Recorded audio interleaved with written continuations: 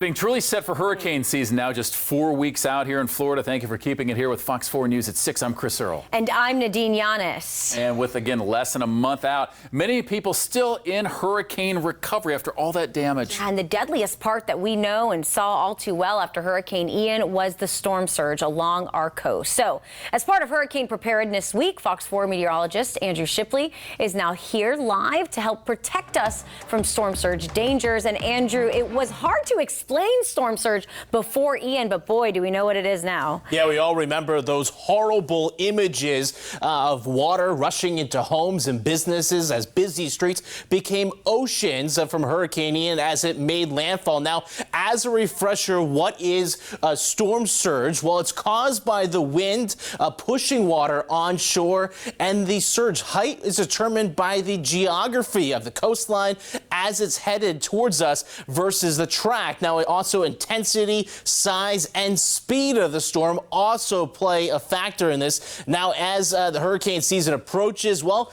cities are taking their own steps as well as homeowners ahead of what the next storm season could bring as it moves towards Southwest Florida.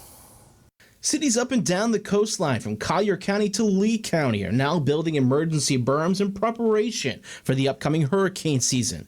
Even some homeowners lifting their homes to be within compliance and above a future storm surge, like this home here today on Sanibel. Remember, the island of Sanibel was inundated with 7 to 13 feet of storm surge during Hurricane Ian. The real option given to people was to tear down and start again, which is not necessarily viable or it's cost prohibitive. As Chris Ellis of Davy Shoring, a home lifting company, explains, many people didn't understand the power of water prior to seeing it for themselves during Hurricane Ian. People weren't aware of the water and the damage it did when it came in their houses, 2 foot, 3 foot, some cases 6 foot high with surges.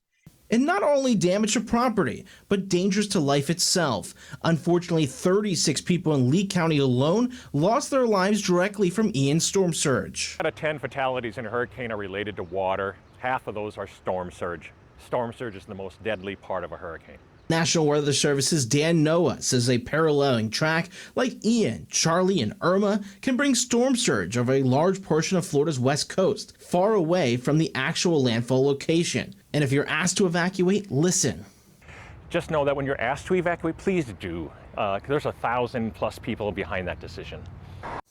Important part of evacuating is knowing if you even need to evacuate. Now, the general rule of thumb is to run from water and hide from wind. And as we approach hurricane season, make sure you know your zone. And if you don't know what zone you live in, we have a helpful tool on fox4now.com where you can plug in your address and see a map, particularly of your particular evacuation zone. In studio, meteorologist Andrew Shipley, Fox 4.